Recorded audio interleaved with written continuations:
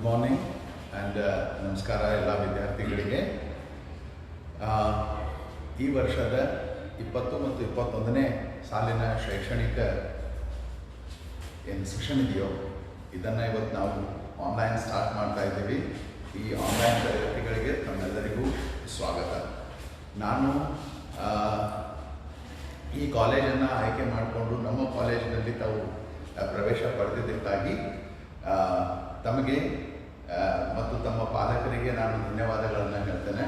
ಮತ್ತು ನಮ್ಮ ಕಾಲೇಜಿಗೆ ಮತ್ತು ಈ ವರ್ಷದ ಅಧ್ಯಯನಕ್ಕೆ ವೈಯಕ್ತಿಕವಾಗಿಯೂ ಕಾಲೇಜಿನ ಸಿಬ್ಬಂದಿಯ ಪರವಾಗಿಯೂ ಗುಲ್ಬರ್ಗಾ ವಿಶ್ವವಿದ್ಯಾಲಯದ ಪರವಾಗಿಯೂ ಮತ್ತು ನಮ್ಮ ಕಾಲೇಜು ಶಿಕ್ಷಣ ಇಲಾಖೆಯ ಪರವಾಗಿಯೂ ತಮಗೆ ಸ್ನಾತಕ ಈ ಅಧ್ಯಯನಕ್ಕೆ ಸ್ವಾಗತವನ್ನು ಕೋರುತ್ತೇನೆ.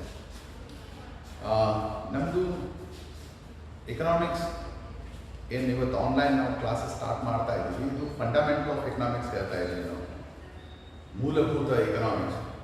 ಇದು BA ಫಸ್ಟ್ ಸೆಮಿಸ್ಟರ್ ಮತ್ತು BCom ಫಸ್ಟ್ ಸೆಮಿಸ್ಟರ್ಗೆ ಇದೊಂದು ಕಾನ್ಸೆಪ್ಟ್ ಕಾಮನ್ ಆಗಿರೋದ್ರಿಂದ ನಾನು ಈ ಕ್ಲಾಸನ್ನು BCom ಫಸ್ಟ್ ಸೆಮ್ ಹುಡುಗರಿಗೂ ಮತ್ತು BA ಫಸ್ಟ್ ಸೆಮಿಸ್ಟರ್ ವಿದ್ಯಾರ್ಥಿಗಳಿಗೂ ಸೇರಿಸಿ ಇದನ್ನು ಸ್ಟಾರ್ಟ್ ಮಾಡ್ತಾ ಇದ್ದೀನಿ.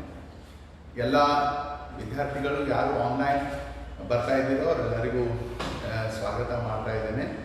ಆ್ಯಂಡ್ ಯಾವ ವಿದ್ಯಾರ್ಥಿಗಳಿಗೆ ಆನ್ಲೈನ್ ಬರಲಿಕ್ಕೆ ಆಗುವುದಿಲ್ಲವೋ ಆ ವಿದ್ಯಾರ್ಥಿಗಳಿಗೆ ನಾವೇನಂತಂದರೆ ಟೆಲಿಗ್ರಾಮ್ ಪೋಸ್ಟ್ನಲ್ಲಿ ಇದರದ್ದು ಲಿಂಕನ್ನು ನಾವು ಕಾಪಿ ಮಾಡ್ತೇವೆ. ಆದಮೇಲೆ ಅವುಗಳೇನಂತಂದರೆ ಈ ಕ್ಲಾಸನ್ನು ಮತ್ತೆ ಪುನರ್ ಮಾಡ್ಬೋದು. ಸಾಮಾನ್ಯವಾಗಿ ಎಲ್ಲ ಶಾಸ್ತ್ರಗಳು ಎಲ್ಲ ವಿಜ್ಞಾನಗಳು ಮನುಷ್ಯನ ಅಧ್ಯಯನ ಮಾಡುತ್ತವೆ, ಮನುಷ್ಯನ ಸರ್ವತೋಮುಖದ ಅಧ್ಯಯನ ಮಾಡ್ತವೆ. ವಿಜ್ಞಾನ ಮನುಷ್ಯನ ತಾಂತ್ರಿಕ ಮತ್ತು ವಿಜ್ಞಾನದ ಹೊಸ ಅನ್ವೇಷಣೆಗಳು ಅದ್ರ ಬಗ್ಗೆ ಅಧ್ಯಯನ ಮಾಡ್ತವೆ. ಆ್ಯಂಡ್ ಸಮಾಜದ್ದು ಏನು ಶಾಸ್ತ್ರಗಳವ, ಸೋಷಾಲಜಿ ಇರ್ಬೋದು, ರಾಜಶಾಸ್ತ್ರ ಇರ್ಬೋದು, ಇವು ಕೂಡ ಮನುಷ್ಯನನ್ನು ಅಧ್ಯಯನ ಮಾಡ್ತವೆ. ಎಲ್ಲ ವಿಜ್ಞಾನ ಎಲ್ಲ ಶಾಸ್ತ್ರಗಳ ಅಧ್ಯಯನದ ಕೇಂದ್ರಬಿಂದು ಮಾನವನಾಗಿದ್ದರೂ ಅಧ್ಯಯನದ ವಿಷಯ ವಸ್ತು ಮತ್ತು ಅಧ್ಯಯನದ ಪದ್ಧತಿಗಳು ಬೇರೆ ಬೇರೆ ಆಗಿರ್ತವೆ. ಎಲ್ಲ ಈ ಜಗತ್ತಿನಲ್ಲಿ ಆದಂತಹ ಅನ್ವೇಷಣೆಗಳು ಮತ್ತು ಜಗತ್ತಿನಲ್ಲಿ ಆದಂತಹ ಡಿಸ್ಕವರಿಗಳನ್ನು ನಾವೇನಾದರೂ ಹೀಗೆ ಪಟ್ಟಿ ಮಾಡಿದರೆ 3 ಬಹಳ ಇಂಪಾರ್ಟೆಂಟ್ ಅಂತ ಹೇಳ್ತಾರೆ. 3 ಡಿಸ್ಕವರೀಸ್ ಬಹಳ ಇಂಪಾರ್ಟೆಂಟ್ ಅಂತಾರೆ. ಫಸ್ಟ್ ಡಿಸ್ಕವರಿ ವಾಸ್ ಫೈರ್, ಅಗ್ನಿ. ಯಾಕಂದರೆ ಅದರಿಂದ ಏನಂತಂದರೆ ಎನರ್ಜಿ ಐಡಿಯಾ ಬರಲಿಕ್ಕೆ ಸಾಧ್ಯ ಆಯಿತು ಮನುಷ್ಯನಿಗೆ ಅಂತ ಹೇಳಿ. ಎರಡನೇದು ಬಹಳ ವಿಶೇಷವಾದ ಡಿಸ್ಕವರಿ ಆಗಿದ್ದು ಮನುಷ್ಯನಿಂದ ಅಂತಂದರೆ ಮತ ಹಾಕುವುದು, ವೋಟ್ ಮಾಡುವುದು. ಯಾಕಂದರೆ ಅದರಿಂದ ನಮಗೆ ಡೆಮಾಕ್ರಸಿ ಅಥವಾ ಪ್ರಜಾಪ್ರಭುತ್ವದ ಒಂದು ಸೆಟಪ್ ಯೋಚನೆ ಮಾಡಲಿಕ್ಕೆ ಸಾಧ್ಯ ಆಯಿತು. ಆ್ಯಂಡ್ ಮೂರನೇದು ಬಹಳ ಇಂಪಾರ್ಟೆಂಟ್ ಡಿಸ್ಕವರಿ ವಾಸ್ ಹಣ, ಮನಿ. ಆ್ಯಂಡ್ ಈ ಹಣ ಏನಂತಂದರೆ ನಮ್ಮದು ಎಲ್ಲ ಆರ್ಥಿಕ ಚಟುವಟಿಕೆಗಳಿಗೆ ಇದು ಇಂಜಿನ್ ಆಗಿರುತ್ತದೆ. ಹೀಗಾಗಿ ಯಾವುದೇ ವಿಜ್ಞಾನ ನಾವು ತೆಗೆದುಕೊಂಡ್ರೆ ಅದು ಸೈನ್ಸ್ ಆಗಿರ್ಬೋದು, ಸೋಷಿಯಲ್ ಸೈನ್ಸಸ್ ಆಗಿರ್ಬೋದು, ಇನ್ನಿತರ ಯಾವುದೇ ಮನುಷ್ಯನಿಗೆ ಸಂಬಂಧಿತವಾದ ಲೀಗಲ್ ಆಸ್ಪೆಕ್ಟ್ಸ್ ಇರ್ಬೋದು, ಅವೆಲ್ಲವರದ್ದು ಅಧ್ಯಯನದ ಕೇಂದ್ರಬಿಂದು ಮಾನವನಾಗಿರ್ತಾನೆ. Therefore, economics is also a study of human behavior and human attitude towards his progress, towards his prosperity, towards his development. First of all, we shall start with a small introduction of economics. What is economics actually? Or is economics a latest science, or is economic activities also a latest one? For example, ನೀವು ಅಧ್ಯಯನ ನೀವೇನಾದರೂ ಕೇಳಿದರೆ ಯಾರಿಗಾದರೂ ಹೇಳ್ತಾರೆ, ಇಲ್ಲ ಅರ್ಥಶಾಸ್ತ್ರದ್ದು ಅಧ್ಯಯನ ನಿಜವಾಗಿ start ಆಗಿರೋದು 1776ನಲ್ಲಿ. ಯಾಕಂತಂದರೆ ಆವಾಗ ಯಾಕಂತಂದರೆ ಆಡಮ್ ಸ್ಮಿತ್ ಏನಂತಂದರೆ ಮೊಟ್ಟ ಮೊದಲು ಪುಸ್ತಕ ಬರೆದ ವೆಲ್ತ್ ಆಫ್ ನೇಷನ್ಸ್ ಅಂತ ಹೇಳಿ. ಇದು ವೆಲ್ತ್ ಆಫ್ ನೇಷನ್ಸ್ ಅನ್ನೋದು ಗ್ರಂಥ ಎಕನಾಮಿಕ್ಸ್ಗೆ ಸಂಬಂಧಪಟ್ಟಂತೆ ಮೊಟ್ಟ ಮೊದಲ ವ್ಯವಸ್ಥಿತವಾದ ಗ್ರಂಥವಾಗಿದ್ದೇ ಹೊರತು ಎಕನಾಮಿಕ್ಸಿನ ಮೊಟ್ಟ ಮೊದಲ ಕೃತಿಯಾಗಿರಲಿಲ್ಲ. ಆಡಮ್ ಸ್ಮಿತ್ಗಿಂತ ಮುಂಚೆಯೂ ಅನೇಕ ಜನ ಅರ್ಥಶಾಸ್ತ್ರದ ವಿಷಯಗಳನ್ನು ಬರೆದಿದ್ದಾರೆ, ಅರ್ಥಶಾಸ್ತ್ರಕ್ಕೆ ಸಂಬಂಧಪಟ್ಟ ಪರಿಭಾವನೆಗಳ ಬಗ್ಗೆ ಬರೆದಿದ್ದಾರೆ. ಆದರೆ ಅವು ಎಲ್ಲವೂ ಅರ್ಥಶಾಸ್ತ್ರ ಅನ್ನೋದ್ರಲ್ಲಿ ಇರಲಿಲ್ಲ, ರಾಜಕೀಯ ಆರ್ಥಿಕ ವ್ಯವಸ್ಥೆ, ಪೊಲಿಟಿಕಲ್ ಇಕಾನಮಿ ಅನ್ನೋದ್ರ ಬರೀತಿದೆ. ಸೊ ಹೀಗಾಗಿ 1776ಗಿಂತ ಮುಂಚೆ ಎಕನಾಮಿಕ್ಸ್ ಇತ್ತಾ ಇಲ್ವಾ ಅನ್ನೋದು ಸಮಸ್ಯೆ ಅಲ್ಲ. ಒಂದು ಸಣ್ಣದೊಂದು ವಿಷಯ ತಮ್ಮೆಲ್ಲರ ಗಮನಕ್ಕೆ ತರಲಿಕ್ಕೆ ಬಯಸ್ತೇನೆ. 1776ರಲ್ಲಿ ದೋ economics as an independent science, as a literature or as an independent branch of knowledge was started in 1776 after Adam Smith. But let me tell you, the very first economic activity by human being was of economics. ಅರ್ಥಶಾಸ್ತ್ರವನ್ನ ನಾವು 1776ರಲ್ಲಿ ಸ್ವತಂತ್ರವಾಗಿ ಅಧ್ಯಯನ ಮಾಡಿದ್ದೀವಿ ಅಂತ ಹೇಳ್ತೀವಿ ಹೊರತು, ಆದರೆ ವಾಸ್ತವಿಕವಾಗಿ ಈ ಭೂಮಿಯ ಮೇಲೆ ಮೊದಲು ಏನು ಚಟುವಟಿಕೆ ನಡೀತೋ ಅದು ಏನಂದ್ರೆ ಅರ್ಥಶಾಸ್ತ್ರಕ್ಕೆ ಸಂಬಂಧವಾಗಿರುತ್ತದೆ. ಉದಾಹರಣೆಗೆ ನಮ್ಗೆಲ್ಲರಿಗೆ ಗೊತ್ತಿದೆ, ಬೈಬಲ್ನಲ್ಲಿ ಒಂದು ಈಡನ್ ಗಾರ್ಡನ್ ಅಂತಿದೆ. ಅದರೊಳಗೆ ಆಡಮ್ ಮತ್ತು ಈವ್ ಅಂತ ಇಬ್ರು ಇರ್ತಾರೆ.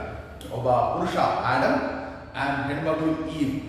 ಅದಕ್ಕೆ ಬೇರೆ ಬೇರೆ ಧರ್ಮಗಳಲ್ಲಿಯೂ ಅದನ್ನ ಕರೀತಾರೆ.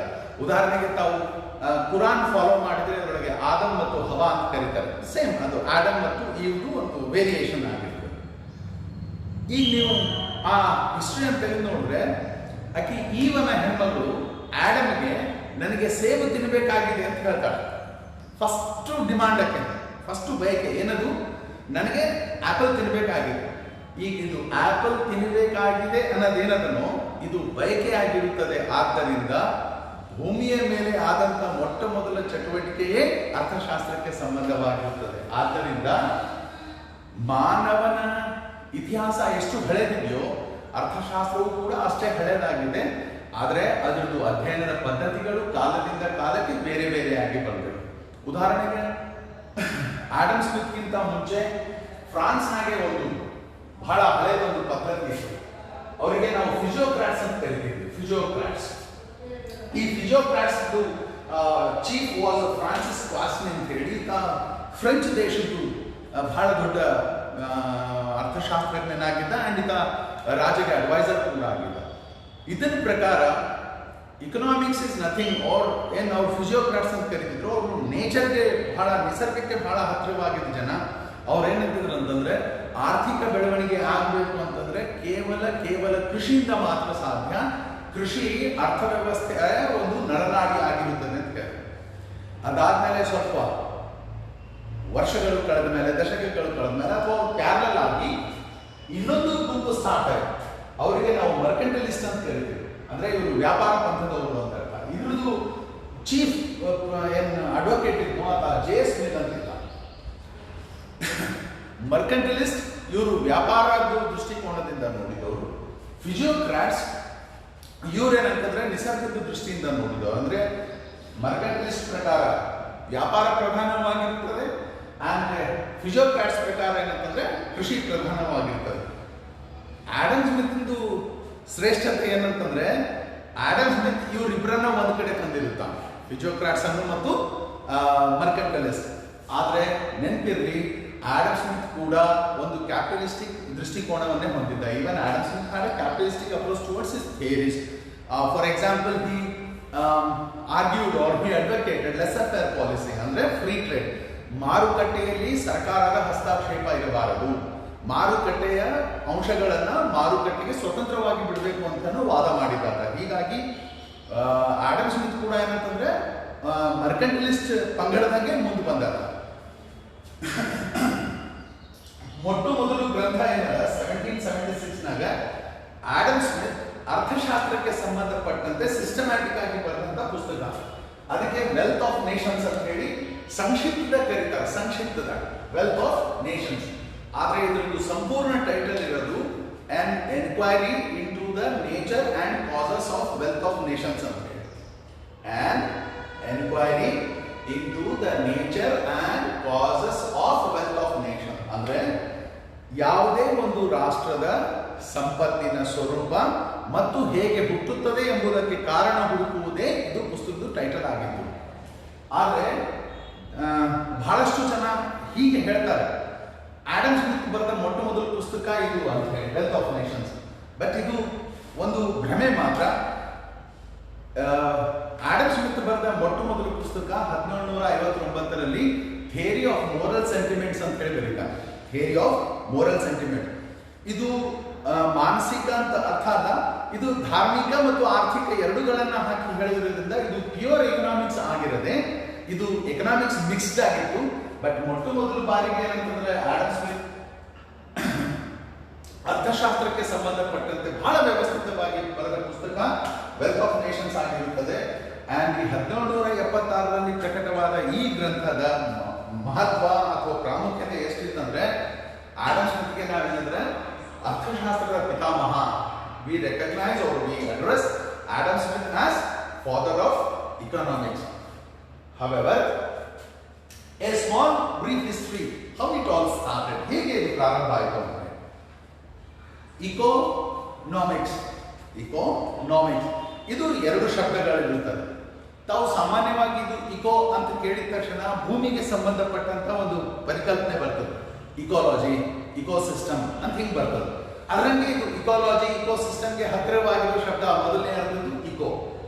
ಎರಡನೇದು ಕೆಲವರು ಇದಕ್ಕೆ ನೋಮಾಸ್ ಅಂತ ಕರೀತಾರೆ, ಕೆಲವರು ಇದಕ್ಕೆ ನೋಮಿಯಾ ಅಂತ ಕರೀತಾರೆ. ಬಟ್ ಕೆಲವು ಜನ ಏನಂತಾರೆ ಅಂದ್ರೆ ನೋಮಾಸ್ದು ಪ್ಲೂರಲ್ ಇಸ್ ನೋಮಿಯಾ ಅಂತ ಕರೀತಾರೆ. ಬಟ್ ವಾಟ್ ಎವರ್, ಅದರದ್ದು one gist was that economics is derived from two Greek words called oiko and nomos. Now what they mean?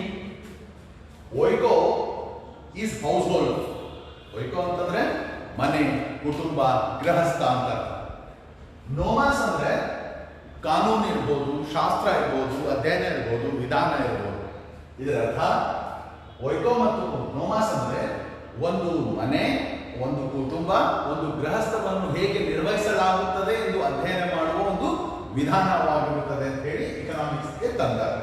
ಅಂದ್ರೆ ಇದರ ಅರ್ಥ economics is an art of household management or it is a technique where you are taught how to manage your home.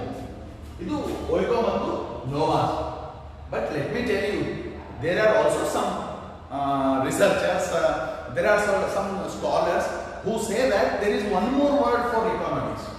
Economics ಗೆ ಇನ್ನೊಂದು ಶಬ್ದ ಇದೆ, ಅದಕ್ಕೆ ಓಯ್ಕೋನೋಮಿಕಾ ಅಂತ ಕರೀತಾರೆ. ಓಯ್ಕೋನೋಮಿಕಾ ಇದು ಲ್ಯಾಟಿನ್ ಶಬ್ದವಾಗಿರುತ್ತದೆ. ಅಂಡ್ ಇದನ್ನ ಕೊಟ್ಟವನು ಅರಿಸ್ಟಾಟಲ್ ಅಂತ ಹೇಳ್ತಾರೆ. ಇದನ್ನ ತಾವು ಗೂಗಲ್ ಆಗಲಿ ವಿಕಿಪೀಡಿಯಾದಾಗ ಸರ್ಚ್ ಮಾಡಿದ್ರೆ ಇದ್ರ ಬಗ್ಗೆ ನಿಮಗೆ ವಿಸ್ತಾರವಾದ ಒಂದು ಮಾಹಿತಿ ಅಥವಾ ವರದಿ ಸಿಗ್ತದೆ. ಸೊ ನಮ್ಮ ಹತ್ರ ಎರಡು ಓಯ್ಕೋನೋಮಿಕಾ ಒಂದು, ಇದು ಅರಿಸ್ಟಾಟಲ್ದು, ಇನ್ನೊಂದು ಗ್ರೀಕ್ ಶಬ್ದಗಳು ಓಯ್ಕೋ ಮತ್ತು ನೋಮಾಸ್. ಬಟ್ ಬಹಳ ಪಾಪ್ಯುಲರ್ ಆಗಿರೋದು, ಬಹಳ ಜನಪ್ರಿಯವಾಗಿರೋದು, ಬಹಳ ಸರ್ಕ್ಯುಲೇಷನ್ ಆಗಿರೋದು ಇದು ಓಯ್ಕೋ ಮತ್ತು ನೋಮಾಸ್ ಆಗಿರುವುದರಿಂದ ನಾವು ಇದನ್ನೇ ಕಂಟಿನ್ಯೂ ಮಾಡೋಣ. ಓಯ್ಕೋ ನೋಮಾಸ್ ಅಂತಂದ್ರೆ ಒಂದು ಮನೆಯನ್ನ ಹೇಗೆ ನಿರ್ವಹಣೆ ಮಾಡಬೇಕು ಎಂಬ ಶಾಸ್ತ್ರವಾಗಿದೆ ಅಂತ ಅರ್ಥ. ಆದ್ರೆ ಇದು ಬಹಳ ಹಳೆಯದ ಶತಮಾನಗಳ ಹಿಂದೆ ಕೊಟ್ಟಂತ ಒಂದು ವ್ಯಾಖ್ಯೆ. ಈಗ ಅರ್ಥಶಾಸ್ತ್ರ ಒಂದು ಮನೆಯನ್ನ ನಿರ್ವಹಣೆ ಮಾಡುವ ಶಾಸ್ತ್ರವಾಗಿ ಉಳಿದಿಲ್ಲ. ಈಗ ಅರ್ಥಶಾಸ್ತ್ರ ಇಡೀ ವಿಶ್ವದ ನಿರ್ವಹಣೆ ಹೇಗೆ ಮಾಡಬೇಕು ಅಂತ ಹೇಳಿ ಆಗಿರುತ್ತದೆ. ಆದ್ದರಿಂದ ಓಯ್ಕೋ ಏನು ನಾವು ಮನೆಯಿಂದ ಸ್ಟಾರ್ಟ್ ಮಾಡಿದ್ವು ಒಂದು ಇದರಿಂದ ಈಗ ಏನಂತಂದ್ರೆ ಅದು ಯೂನಿವರ್ಸಲ್ ಆಗಿರುತ್ತದೆ, ವಿಶ್ವವ್ಯಾಪಿ ಆಗಿರುತ್ತದೆ. ಬಹುಶಃ ನಿಮಗೆ ಈ ಜಗತ್ತಿನಲ್ಲಿ ಇಂಥ ಒಂದು ದೇಶ ಸಿಗುವುದಿಲ್ಲ ಎಲ್ಲಿ ಆರ್ಥಿಕ ಪ್ಲಾನಿಂಗ್ ಇಲ್ಲವೋ ಅಂತ ದೇಶ ನಿಮಗೆ ಸಿಗಲಿಕ್ಕೆ ಸಾಧ್ಯನೇ ಇಲ್ಲ. ಎಲೆಕ್ಷನ್ ಇರದೇ ಇರುವ ದೇಶಗಳು ಸಿಗಬಹುದು, ಮಂತ್ರಿಗಳು ಇರದೇ ಇರುವ ನಿಮಗೆ ದೇಶ ಸಿಗಬಹುದು, ವ್ಯವಸ್ಥೆನೇ ಇರಲಾರ್ದ ದೇಶಗಳು ಸಿಗಬಹುದು, ಪ್ರಜಾಪ್ರಭುತ್ವದ ಜ್ಞಾನ ಇಲ್ಲ ರಾಷ್ಟ್ರಗಳು ಕೂಡ ಸಿಗಬಹುದು. ಆದರೆ ನಿಮಗೆ ಯಾವುದೇ ಅರ್ಥವ್ಯವಸ್ಥೆಯನ್ನು ತಗೊಂಡ್ರು ಕೂಡ ನಿಮಗೆ ಅದರೊಳಗೆ ಇಕನಾಮಿಕ್ಸ್ ಆಸ್ಪೆಕ್ಟ್ ಬಿಟ್ಟು ಅಧ್ಯಯನ ಮಾಡುವ ಯಾವ ಶಾಸ್ತ್ರ, ಯಾವ ದೇಶವೂ ನಿಮಗೆ ಸಿಗುವುದಿಲ್ಲ. ಆದ್ದರಿಂದ economics is a fundamental discipline or it's a fundamental science which is now not only universal, it is also applicable to every individual on this earth. No person is away from economics and no person can be away from economics. Once you leave your home and reach any place or anything, between your home to that place, the whole economic activities will be coming into action. Therefore, the thing is that economics is now not an art or not a technique of managing home. Now it is an art or it is a technique, it is a study of managing the whole universe and to see how with minimum efforts we can bring maximum welfare to the people. ಅತ್ಯಂತ ಅಲ್ಪ ಶ್ರಮ, ಅತ್ಯಂತ ಅಲ್ಪ ವೆಚ್ಚದಿಂದ ಗರಿಷ್ಠ ಜನರಿಗೆ ನಾವು ಹೇಗೆ ಕಲ್ಯಾಣವನ್ನು ಸಾಧಿಸಬಹುದು, ಅವರ ಕ್ಷೇಮವನ್ನು ಸಾಧಿಸಬಹುದು ಎಂಬ ಅಧ್ಯಯನ ಇವತ್ತು ಬಹಳ ಕೇಂದ್ರಿತವಾಗಿರುತ್ತದೆ. ಈಚ್ ಇಕನಾಮಿಕ್ ಪಾಲಿಸಿ, ಯಾವುದೇ ದೇಶದ ಆರ್ಥಿಕ ಒಂದು ನೀತಿ ನೋಡ್ರಿ, ಅದರದ್ದು ಮೇನ್ ಇಂಟೆನ್ಷನ್ ಏನಿರ್ತದೆ ಅಂತಂದ್ರೆ how to improve. There are two things. One is cost, ಹೇಗೆ ವೆಚ್ಚವನ್ನ ಕಡಿಮೆ ಮಾಡಬಹುದು, ಅಂಡ್ ವೆಚ್ಚ ಕಡಿಮೆ ಮಾಡೋದ್ರ ಜೊತೆಗೆ ಹೇಗೆ ಉತ್ಪಾದಕತೆಯನ್ನು ಹೆಚ್ಚು ಮಾಡಬಹುದು. ನಾನು ಎಕನಾಮಿಕ್ಸ್ ಅಂತಂದ್ರೆ ಕೇವಲ ಮನೆ ಅಂತಲ್ಲ, ನಾನು ನಿಮಗೆ ಒಂದು ಟೆಕ್ನಿಕಲ್ ಉದಾಹರಣೆ ಕೊಟ್ಟು ಹೇಳ್ತೀನಿ ಹೇಗೆ ಎಕನಾಮಿಕ್ಸ್ ಐಡಿಯಾಗಳು ಹಿಂದಿರ್ತಾವಂತೆ. ಫಾರ್ ಎಕ್ಸಾಂಪಲ್, ತಾವು ಒಂದು 20-30 ವರ್ಷದ್ದು ಹಳೆ ಅಥವಾ ಹಿಂದಿನ ಕಾಲದ ಬಸ್ ಅನ್ನ ನೋಡಿರ್ತಾವೆ. ನಮ್ಮ ಬೆಸ್ಟ್ ಕೆಂಪು ಮತ್ತು ಹಳದಿ ಇರೋ KSRTC ಬಸ್ ನೋಡ್ರಿ, ಅಥವಾ ಬೇರೆ ಯಾವುದೇ ರಾಜ್ಯದ ಬಸ್ ನೋಡ್ರಿ, ಆ ಮುಂದಿದ್ದು ಫ್ರಂಟ್ ಏನಿರ್ತಿತ್ತೋ ಹೀಗಿರ್ತಿತ್ತು, ಹೀಗೆ ನೇರವಾಗಿ ಪ್ಯಾರಲಲ್ ಇರ್ತಿತ್ತು. ಅಂಡ್ ಇದು ಪ್ಯಾರಲಲ್ ಇರ್ತಿತ್ತು, ಬಸ್ಗಳು ಹೋಗ್ತಿದ್ವು. ಆದ್ರೆ ಗಾಳಿದು ಒತ್ತಡ ಒಂದು ಕೆಲಸ ಮಾಡ್ತಿದ್ದಾನೆ ಅಂದ್ರೆ ಯಾವಾಗ ಟೆಕ್ನಾಲಜಿ ಈ ಆಟೋಮೊಬೈಲ್ ಇಂಜಿನಿಯರ್ಸ್ಗೆ ತಿಳಿತು, ಅವರು ಹೀಗೆ ಇರುವ ಬಸ್ಸಿನ ಮುಂದಿನ ಭಾಗವನ್ನ ಸ್ವಲ್ಪ ಹೀಗೆ ಬೆಂಡ್ ಮಾಡಿರುತ್ತಾರೆ. ಬಹಳ ಚೇಂಜ್ ಮಾಡಿಲ್ಲ ಅವರು, ಹೀಗಿದ್ದನ್ನ ಹೀಗೆ ಮಾಡಿರುತ್ತಾರೆ. ಹೀಗೆ ಇದ್ದಿದ್ದು ಹೀಗೆ ಆದಾಗ ಗಾಳಿ ಎರಡು ಕಡೆಯಿಂದ ಹೋಗಿ ಬಸ್ಸಿಗೆ ಕಡಿಮೆ ಒತ್ತಡ ಬಿದ್ದು ಬಸ್ ಸರಳವಾಗಿ ಸ್ಟಾರ್ಟ್ ಆಗುತ್ತದೆ, ಸರಳವಾಗಿ ಮುಂದೆ ಹೋಗುತ್ತದೆ, ಕಡಿಮೆ ಇಂಧನದಲ್ಲಿ ಅತಿ ದೂರ ಕ್ರಮಿಸುತ್ತದೆ ಎಂಬ ಟೆಕ್ನಾಲಜಿ ಹೊಂದಿರುತ್ತದೆ. ಅಂಡ್ ಇದು ಕಡಿಮೆ ವೆಚ್ಚದಲ್ಲಿ ದೂರ ಪ್ರಯಾಣ ಮಾಡುತ್ತದೆ ಅನ್ನೋದಕ್ಕೆ ನಾವು ಎಕನಾಮಿಕ್ಸ್ ಅಂತ. ಹೀಗಾಗಿ ಈಗ ಕೇವಲ ಮನೆಯನ್ನು ನಿರ್ವಹಣೆ ಮಾಡುವ ಶಾಸ್ತ್ರವಾಗಿರುತ್ತೆ, ಈಗ ಬಸ್ಗಳ ನಿರ್ವಹಣೆ ಶಾಸ್ತ್ರವೂ ಕೂಡ ಎಕನಾಮಿಕ್ಸ್ ಆಗಿರುತ್ತದೆ. ಹೀಗಾಗಿ ಎಕನಾಮಿಕ್ಸ್ ಪ್ರತಿಯೊಂದು ಕ್ಷೇತ್ರದಲ್ಲಿ ಪ್ರತಿಯೊಂದು ವ್ಯಕ್ತಿಗೆ ಇದು ವ್ಯಾಪಕವಾಗಿರುವುದರಿಂದ ಇವತ್ತು ಎಕನಾಮಿಕ್ಸ್ಗೆ ವಿಜ್ಞಾನದ ದೃಷ್ಟಿಯಿಂದ ತೆಗೆದುಕೊಳ್ಳಲಾಗುತ್ತಿದೆ. ಆದ್ದರಿಂದಲೇ 1969ಕ್ಕಿಂತ ಮುಂಚೆ ನೊಬೆಲ್ ಪಾರಿತೋಷಕ ಕೇವಲ 5 ಕ್ಷೇತ್ರಗಳಿಗೆ ಕೊಡಲಾಗಿದೆ. 5 ಕ್ಷೇತ್ರಗಳಿಗೆ. ಒಂದು ಶಾಂತಿ ಪ್ರಯತ್ನಕ್ಕಾಗಿ, ಎರಡನೇದು ಶಿಕ್ಷಣಕ್ಕಾಗಿ, ಮೂರನೇದು ಫಿಸಿಕ್ಸ್ಗಾಗಿ, ನಾಲ್ಕನೇದು ಕೆಮಿಸ್ಟ್ರಿಗಾಗಿ, ಅಂಡ್ ಐದನೇದು ಮೆಡಿಸಿನ್ಗಾಗಿ ಕೊಡಲಾಗಿದೆ. ಇವು ಮೊದಲು. ಬಟ್ ಈಗ ಏನಂತಂದ್ರೆ 1969ರಿಂದ ಅರ್ಥಶಾಸ್ತ್ರಕ್ಕೂ ಕೂಡ ನೊಬೆಲ್ ಪಾರಿತೋಷಕ ಕೊಡಲಾಗುತ್ತದೆ. ಅಂಡ್ ಮೊಟ್ಟು ಮೊದಲು 1969ರಲ್ಲಿ ಅನೌನ್ಸ್ ಆದ ನೊಬೆಲ್ ಪಾರಿತೋಷಕವನ್ನ ಡಚ್ ಅರ್ಥಶಾಸ್ತ್ರಜ್ಞನಾದ ಜಾನ್ ಟಿಂಬರ್ಜನ್ ಅಂತ ಪಡೆದಿರುತ್ತಾನೆ. ಅದಾದ ನಂತರ ಈ ಜಾನ್ ಟಿಂಬರ್ಜನ್ ಆದ ನಂತರ ನಮ್ಮ ಆಕ್ಚುಲಿ ನಮ್ಮ ಭಾರತದವರು ಅನ್ನೋದೊಂದು ಸೆಂಟಿಮೆಂಟ್ ಆಗಲಿ, ಎಮೋಷನ್ಸ್ ಆಗಲಿ ಅಥವಾ ಅಟ್ಯಾಚ್ಮೆಂಟ್ ಅದ. ಅಮಾರ್ತ್ಯ ಸೇನ್ ಅವರು ಮತ್ತು ಅಭಿಜಿತ್ ಬ್ಯಾನರ್ಜಿ ಅಂತ ಹೇಳಿ. ಅಮಾರ್ತ್ಯ ಸೇನ್ 1998ರಲ್ಲಿ ಇವರು ನೊಬೆಲ್ ಪಾರಿತೋಷಕ ಪಡೆದಿರುತ್ತಾರೆ. ಇವರು ಮೊಹಮ್ಮದ್ ಇಕ್ಬಾಲ್ ಅಂತ ಹೇಳಿ ಪಾಕಿಸ್ತಾನದ ಒಬ್ಬ ಎಕಾನಮಿಸ್ಟ್ ಇದ್ದ. ಆತ HDI ಅಂತ ಹೇಳಿ ಒಂದು ಪರಿಭಾವನೆ ತಂದಿದ್ದ, ಹ್ಯೂಮನ್ ಡೆವಲಪ್ಮೆಂಟ್ ಇಂಡೆಕ್ಸ್ ಅಂತ ಹೇಳಿ. ಅದ್ರ ಮೇಲೆ ಬಹಳಷ್ಟು ಕೆಲಸ ಮಾಡಿದ್ದಾರೆ. ಅಂಡ್ ಅವರು ಬಹಳಷ್ಟು ಅನೇಕ ಕೃತಿಗಳನ್ನೆಲ್ಲ ಮುಂದೆ ತಗೊಂಡು ಅವರಿಗೆ 1998ರಲ್ಲಿ ಕೊಟ್ಟಿರುತ್ತಾರೆ ಅಮಾರ್ತ್ಯ ಸೇನ್. ಅಂಡ್ ಇವರಿಗೆ ಭಾರತ ರತ್ನನು ಸಂದಾಯವಾಗಿರುತ್ತಾರೆ. ಅಂಡ್ ಎರಡನೇದು 2019ರಲ್ಲಿ ಕಳೆದ ವರ್ಷ ಅಭಿಜಿತ್ ಬ್ಯಾನರ್ಜಿ ಇವರಿಗೆ ಕೂಡ ಏನಂತಂದ್ರೆ ನೊಬೆಲ್ ಪಾರಿತೋಷಕ ಸಿಕ್ಕಿರುತ್ತಾರೆ. ಅಭಿಜಿತ್ ಬ್ಯಾನರ್ಜಿ ಈ 2019ರ ಚುನಾವಣೆಯಲ್ಲಿ ಕೂಡ ಬಹಳ ಪ್ರಚಲಿತವಾಗಿದ್ರು. ಯಾಕಂದ್ರೆ ಸನ್ಮಾನ್ಯ ಶ್ರೀ ರಾಜೀವ್ ಗಾಂಧಿ ಅವರು ಹೇಳಿಕೊಟ್ಟಂತ ಅಥವಾ ಪ್ರಚಾರದಲ್ಲಿ ತಂದಂತ ನ್ಯಾಯ ಯೋಜನೆಯ ಹಿಂದೆ, ಅಂದ್ರೆ ಒಂದು ಬಡು ವ್ಯಕ್ತಿಗೆ 6,000 ಕೊಡುತ್ತೇವೆ, ವರ್ಷಕ್ಕೆ 72,000 ಕೊಡ್ತೇವೆ ಅನ್ನೋದೇನು ಐಡಿಯಾ ಇತ್ತು. ಆ ಐಡಿಯಾ ಬಹಳಷ್ಟು ಜನ ಅಭಿಜಿತ್ ಬ್ಯಾನರ್ಜಿ ಅವರಿತ್ತು ಅಂತ ಹೇಳ್ತಾರೆ. ಹೀಗಾಗಿ ಅಭಿಜಿತ್ ಬ್ಯಾನರ್ಜಿ 2019ರಲ್ಲಿ, 1998ರಲ್ಲಿ ಅಮಾರ್ತ್ಯ ಸೇನ್ ಇವರು ಭಾರತೀಯ ಸಂಜಾತರಾಗಿರುತ್ತಾರೆ, ಭಾರತದ್ದು ಬಾಂಧವ್ಯ ಹೊಂದಿರುತ್ತಾರೆ. ಬಟ್ ಯಾವಾಗ ಇವರು ನೊಬೆಲ್ ಪಾರಿತೋಷಕ ತಗೊಂಡಿದ್ದಾರೋ ಅವರು ಭಾರತದ ಪ್ರಜೆಗಳಾಗಿರಲಿಲ್ಲ, ಅವರು ಅಮೆರಿಕದ ಪ್ರಜೆಗಳಾಗಿದ್ರು. ಹೀಗಾಗಿ ಭಾರತದವರು ಅನ್ನೋದೊಂದು ಸಣ್ಣ ಹೆಮ್ಮೆ ನಮ್ಮಲ್ಲೇ ಹೊರತು ಇವರಿಬ್ರು ಅಮೆರಿಕದವರಾಗಿರುತ್ತಾರೆ. ಭಾರತೀಯರಿಗೆ ಸಂಬಂಧಪಟ್ಟ 2 ಅವಾರ್ಡ್ಗಳಿರುತ್ತವೆ. ಅಂಡ್ ಮೊನ್ನೆ 2020ರಲ್ಲಿ ರಾಬರ್ಟ್ ಬಿ ವಿಲ್ಸನ್ ಮತ್ತು ಪಾಲ್ ಮಿಲ್ಗ್ರಾಮ್ ಅಂತ ಹೇಳಿ ಇಬ್ಬರು ಅರ್ಥಶಾಸ್ತ್ರಜ್ಞರಿಗೆ ನೊಬೆಲ್ ಪಾರಿತೋಷಕ ಕೊಡಲಾಗಿರುತ್ತದೆ. ಈ 2020 ರಾಬರ್ಟ್ ಬಿ ವಿಲ್ಸನ್ ಮತ್ತು ಪಾಲ್ ಮಿಲ್ಗ್ರಾಮ್ ಇದೆಯೋ ಇವರು ಆಕ್ಷನ್ ಮೇಲೆ ಮಾಡಿರುತ್ತಾರೆ. ಆಕ್ಷನ್ ಅಂತಂದ್ರೆ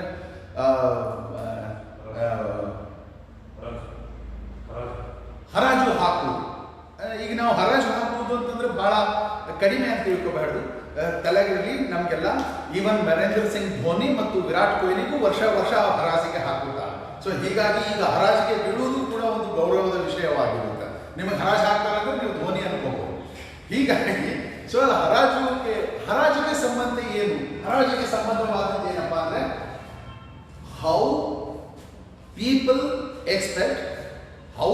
expect and afford a price. ನನಗೆ ಏನೋ ಒಂದು ಇರ್ತದೆ ಹಿಂಗೆ ಅಂತ. ಫಾರ್ ಎಕ್ಸಾಂಪಲ್ ನಾನು ನಿಮಗೆ ಒಂದು ಸಣ್ಣದು ಉದಾಹರಣೆ ಕೊಡ್ತೇನೆ. ಫಾರ್ ಎಕ್ಸಾಂಪಲ್ ನಾನು ಹೆಸರು ಹೇಳೋದಿಲ್ಲ, ಯಾಕಂದ್ರೆ ಬಹಳಷ್ಟು ಜನ ಕ್ರಿಕೆಟ್ ಪ್ರೇಮಿಗಳಿಗೆ ಅವರವ್ರ ಹೀರೋಗಳಾಗಿರ್ತಾರೆ. 2010ರಲ್ಲಿ ಒಬ್ಬ ಶ್ರೇಷ್ಠ ಬಾಲರ್ಗೆ ಆಕ್ಷನ್ ನಲ್ಲಿ ತಗೊಳ್ಳಲಾಗಿದೆ. ನಿಮ್ದೊಂದು ಸಣ್ಣ ಕ್ಲೂ ಕೊಡ್ತೀನಿ. ಆಸ್ಟ್ರೇಲಿಯಾದವನಿಂದ ಅವನಿಗೆ ತಗೊಂಡು he was paid 6 crore rupees, 6 ಕೋಟಿ ರೂಪಾಯಿ ಕೊಟ್ಟಿದ್ರು. ಆತ IPL ಆಡ 2010 IPL ಆಡ 2010 IPL ಆಡಿ ಆತ 5 ವಿಕೆಟ್ ತಗೊಂಡ. 5 ವಿಕೆಟ್ ಅಂದ್ರೆ 6 ಕೋಟಿ ಕೊಟ್ಟು 5 ವಿಕೆಟ್ ತಗೊಂಡ ಅಂತಂದ್ರೆ 1 ವಿಕೆಟಿನ ಬೆಲೆ ಎಷ್ಟು ಬಿತ್ತತ್ತಿಗೆ? So the thing is that's how these economist or these merchants or traders will think.